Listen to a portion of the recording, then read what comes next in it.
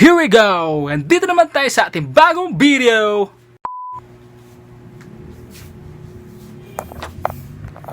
Okay, here we go! Nandito naman tayo sa ating studio. Anong pag-uusapan natin? Basic ng gitara. Pag-uusapan natin mga iha at mga iho. Literal na basic ang pag-uusapan natin sa ating mga gitara. Ano nga bang basic pag-uusapan natin? Malaman natin yan. Basic ng gitara. Yun yung madalas natin nakakalimutan kapag tayo natuto na. Kapag natuto na tayo ng chords, dire-diretso na. Wala na tayong babalikan. Di na natin alamin kung anong pinagmulan. Ano nga ba? So, pag-uusapan natin ngayon. Para malaman. Pag-uusapan natin sa lesson 1. So, let's go! So, sa ating lesson 1, pag-uusapan natin ng parts ng gitara. Ano yun? Utot? Utot pa lang. Mali tayo doon. Pag-uusapan natin ay parts. Sorry, kasi may braces tayo. So, parts ng gitara. Ipapakilala ko sa inyo ang parts ng gitara at para madali natin tandaan kapag nasira to at kailangan palitan. So, may gitara tayong gagamitin ngayon. Ipapakita ko sa inyo kung anong parts ng ating gitara. Bawat isa, ano nga bang kailangan natin tandaan. So, magsisimula tayo sa taas, pababa. So, ngayon, ito ang tinatawag nating headstock. Ulo, pero walang utak. Headstock. Sumunod naman ang ating tuning pegs. Ito ang tinatawag na tuning pegs. Itong mga bakal na to. Itong mga iniikot natin. Yan. Ito. Yan. Yan. At kailangan yan. Napaka-importante yan para sa ating gitara kasi dyan natin tinutono ang ating strings. So, pag wala ka nito, hindi mo matutono ang gitara mo. At saka pag lost thread to, hindi mo matutono ang gitara mo. Minsan din ay gawa sa plastic mga pegs. Minsan, madalas tinatawag tong machine tuners o tuning machine dahil sa mga may mechanism to na umiikot para mapaikot natin yung string natin sa pole. Ito yung pole na tinatawag. At dumako naman tayo sa ating sunod na parts. Ito ang tinatawag na nut. Bow nut. Minsan gawa sa plastic, minsan gawa sa brass. Ito siya. Ang purpose niyan ay para mapanatili yung taas ng ating string at layo sa bawat isa. Mapanatili yung kanyang posisyon. Bone nut or nut. Sunod na parts ng ating gitara ay ang neck at fretboard. Madalas na nalilito ang mga bago lang dito ng mga gitarista dahil ang ating fretboard ay magkadikit sa ating neck. Ang neck natin ay nakadugsong sa ating headstock papunta sa ating guitar body. So ang ating neck ay yung sumusuporta o yung konektado sa ating guitar body patungo sa ating headstock para may tono natin yung tuning machine natin at may tono ang ating strings. So ang fretboard natin kung saan natin nakalapat yung ating mga daliri para may diin natin ng husto ang ating mga strings. Okay, ang sumunod naman natin na part ay ang frets. Ito yung mga wires na nakikita yung mga nakalinya, mga bars, pang mga rehas. Yung mga fret wires natin gawa sa nickel or sa stainless or kahit sa ano pa. Tandaan lagi, kaya nagkakaroon ng buzz o buzzing sound ang ating strings dahil hindi pantay ang ating mga frets. Kaya kinakailangan na i-level natin yan o ipunta natin sa mga nag-aayos ng gitara, mga guitar luthier. At isang part ng neck natin yung tinatawag na heel. Ito yung parang bracket o yung brace ng ating guitar body at saka ng ating neck para yung suporta niya hindi siya magbow or kasi hollow lang yung ating guitar, yung acoustic guitar. At sumunod ang ating position markers. Yan. Yung mga nakikita yung dot na yan yung mga position markers natin. May ibang mga gitara na walang mga position markers, katulad ng mga classical guitars na madalas walang position markers yan. Position markers. Or tinatawag din siyang inlays. Kasi yung mga nakabaon. Tapos na tayo sa bandang leeg ng gitara. Dumako naman tayo sa katawan ng gitara. Ito ang tinatawag na guitar body. Yan. Guitar body. Buong yan. Siya yung katawan ng gitara. Siya yung may hubog. At tinatawag dito ang upper bout at saka ang lower bout. Upper bout, lower bout. Yeah. Sa guitar body, may mga iba't ibang hugis ang ating mga gitara. Sa mga acoustic guitars, at madami kang mapagpipilian ng mga hugis ng gitara. Katulad nito. Tawag dito ay cutaway. Cutaway is madaming scale yung matitipa mo sa gitara.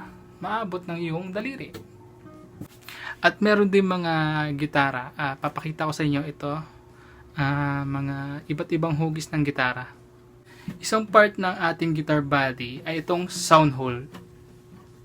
Ito yung butas ng ating acoustic guitar na nagbibigay ng malakas na tunog sa ating gitara o yung nagbibigay ng parang ina-amplify yung tunog ng ating gitara para mas malakas.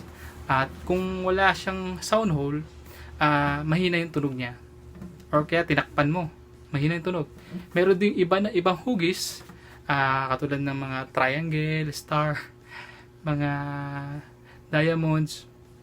Pero merong iba rin na hindi sa gitna yung butas, meron din sa dito, at meron din dito, meron dito, depende.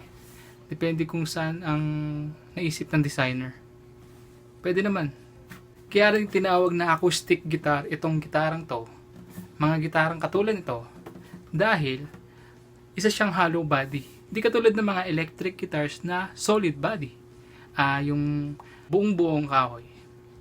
Sumunod na parts ay ang ating bridge. Tinatawag na bridge. Ito yung ating parang last destination ng ating strings galing sa headstock patungo sa ating guitar body. Kasama siya kasama ang saddle, tinatawag na saddle. Bone saddle minsan plastic. Katulad din ng nut ang kanyang gamit sa ating gitara para din mapanatili ang posisyon ng ating strings at taas ng strings. Lagi magka-partner ang saddle at ang nut. Sila yung magkatulong para mapanatili ang taas ng ating strings sa ating gitara. Sa saddle din natin siniset up ang ating mga strings para makuha ang tamang intonation ng ating gitara or ng ating strings. At ngayon naman, yung mga bridge pins na tinatawag, siya yung parang naglalak sa ating mga strings para hindi matanggal. May mga bridge tayo na walang mga bridge pins.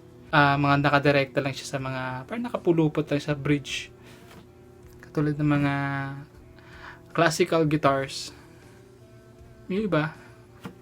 At ngayon, wala tayo nito sa ating gitara. Ito ang tinatawag na guitar pickguard o yung para maprotektahan natin yung top ng ating gitara para hindi magasgasan katulad ng nangyari dito. Meron siyang gasgas kung makikita nyo. Yan yung mangyayari. Yan ang mangyayari kapag walang pickguard ang inyong gitara. Dahil laging tumatama yung pick natin o yung daliri natin. Yung kuko ng daliri natin sa ating top ng gitara. Ngayon pag-uusapan natin yung pickup ng gitara. Meron mga pickup na naka-install sa bridge at meron din sa neck. Depende kung magkaiba yung tunog niya. Kung para sa akin, mas bright yung tunog niya kapag nasa bridge. At kung medyo bassy naman, pwedeng ilagay sa malapit sa neck. May mga gitarang may pickup at saka wala. Depende sa kung saan mo gagamitin. Tutugtog ka ba sa school nyo? Or may live bands pa kayo? Or sa bahay nyo lang? May mga gitara na kailangan ng strap eh. Yung mga nakatayo kapag tumutugtog. So, kailangan nila ng guitar button. Para siyang botones na kinakabit sa ating mga strap. Para ma-adjust natin yung taas ng gitara natin para komportable ka tumugtog. Ngayon, yung pinakakilalang kilala ng mga gitarista na lagi nilang binibilan ng bago, pinapalitan, lagi kinakalawang. Ito yung guitar strings. Gamit niyan at para saan. Bago natin makalimutan, isang part ng gitara na na-adjust din. Part na hindi agad-agad natin nakikita dahil hahanapin mo to. At minsan may takip. Nakatago to sa pagitan ng neck at ng fretboard. Bali, nasa loob to ng fretboard at ng neck. Tinatawag tong truss rod. Bali, ito yung nag-a-adjust na bow ng ating neck para may straight natin siya at maayos yung fret level at saka straight ng ating neck para iwas sa buzzing sound. So, saan nga ba ito makikita? Makikita to, ayan. Makikita yung butas na yan. Ayan. Ginagamitan ng Allen wrench na babagay sa kanyang sukat. Minsan, nasa loob ng gitara, minsan nasa ibabaw. Depende sa gumawa ng gitara. Truss rod, pag-uusapan natin sa ibang video yan para ma-explain ko rin ng maayos at makapag-focus tayo at maintindihan natin kung ano ba ang gamit nito. Mabilis yung shoutout na kasi sobrang haba nating video. Binabati ko si Polly Season, sobrang supportive na kaibigan. Si Ili Hodungog, si Ian Cesar Prias, si Kathleen Abarca, si Jomay Balasbas, si Eka, si Gia Vanessa Katiis, si Kyle Justin Xiao sa bordo, Nicole Mendoza, Jello Murillo. Dating nakasama sa mga audition si Jasmine Joyce. Kay Techi Toledo, binati niya ako sa kanyang video, sa kanyang channel. Salamat po. Binabati ko rin si Madeline Marquardt. Supportahan natin yung kanyang Madeline Art. So, yun muna sa ngayon. Sana may natutunan kayo na bago at sa mga beginners dyan, supportahan natin yung mga gustong matuto at share lang natin yung mga kaalaman natin. So, yun muna. Thank you. Peace out.